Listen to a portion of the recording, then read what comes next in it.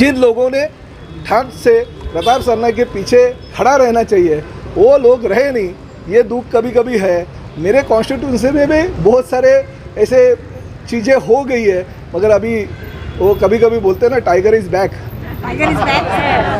सरनाईक साहब, शिवसेना के विधायक प्रताप सरनाईक के लगभग कई महीनों के बाद मीरा भाईंदर महानगर पालिका में एंट्री होते के साथ उन्होंने कहा कि tiger is back. Mira Bhayandar महानगर पालिका को उन्होंने लगभग 2 एम्बुलेंस दिए, जिसमें एक कार्डियक एम्बुलेंस है और एक मोक्ष रथ नाम से शव वाहिनी उन्होंने मीरा भाईंदर महानगर पालिका के आयुक्त श्री दिलीप ढोले को चाबी सौंपी। इस बारे में उन्होंने मीडिया से बात की कि उन्हें जिस वक्त परेशानी का दौर था उन्होंने उनका साथ कई नेताओं ने छोड़ा, लेकिन महाराष्ट्र के मुख्यमंत्री उद्धव ठाकरे ने उनका साथ नहीं छोड़ा, उनके साथ सक्षम तरीके से खड़े रहे। मीडिया से प्रताप सरनाईक ने क्या बात की, आइए जानते हैं। अरे किसी को भी कुछ भी भोंकने दो, मगर प्रताप सरनाईक और शिवसेना का काम ही कायम रहेगा।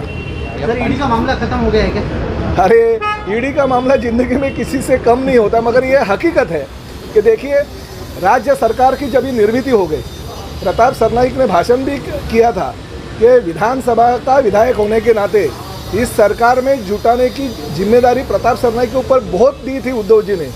अभी कभी कभी वो जिम्मेदारी जो ज़्यादा दी हो, कभी कभी किसी को अच्छी होती है, किसी को भारी पड़ती है। आप जानते हो कि मातोश्री के बाहर पहली बार जिस वक्त हमारी भाजपा के साथ युति का जो झगड़ा हो गया, उस वक्त पहली बार मातोश्री के बाहर आके मैंने ऐलान किया था शिवसेना का प्रवक्ता होने के नाते कि 2.5 साल जो कमिटमेंट भारतीय जनता पार्टी के नेताओं ने उद्धव साहब को की है वो पूरी करनी चाहिए, और ये ऐलान हुआ।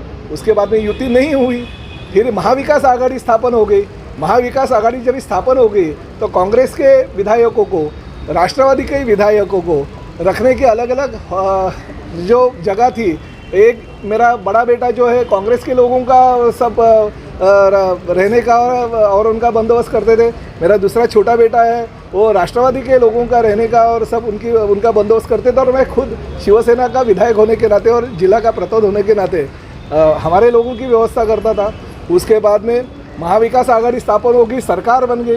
प्रताप सरनाईक ने ना कुछ मांगा, ना उसको कुछ मिला और ना कुछ मिलने की उम्मीद है, फिर भी प्रताप सरनाईक ने हमारी महाविकास आघाड़ी की सरकार बनाने में योगदान दिया।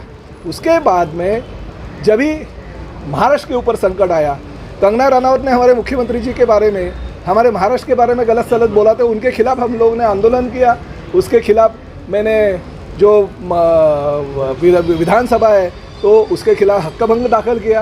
अर्नब गोस्वामी की जो केस थी अन्वय नाइक की, वो मैंने बाहर निकाली, उसको जेल जाना पड़ा।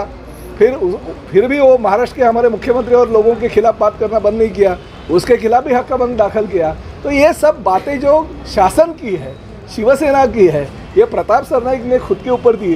तो हकीकत है, टारगेट तो प्रताप सरनाईक होने वाला ही था।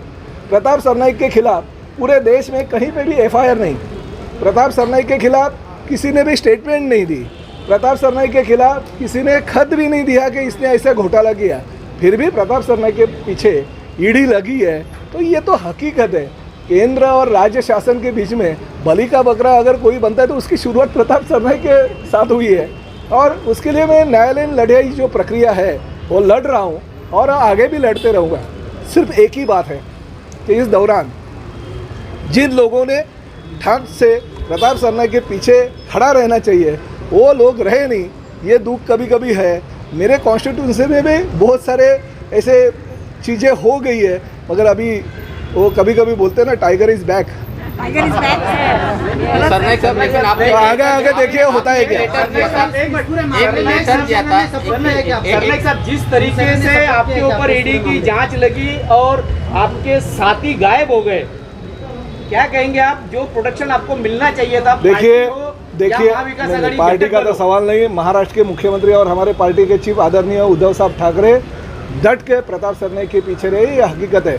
मगर एक बात है कि अभी जो चीज़ हो गई है वो न्याय प्रक्रिया है न्यायालय में, और दूसरी चीज़ जो है कि ये जो इस दौरान जो चीज़ें हो गई भूल गई हो, तो राजनीति में ये तो चीज़ें अंदर बाहर ऊपर नीचे ये तो होते रहते हैं। हर चीज़ों की तरफ अगर मैं ध्यान रखूँगा तो काम नहीं कर पाऊँगा। फिर भी मेरा काम मैं करते रहता था। हमारे कमिश्नर साहब है, उनको कांटेक्ट करता था, उनसे कुछ चीज़ें जो है वो डिस्कस करता था।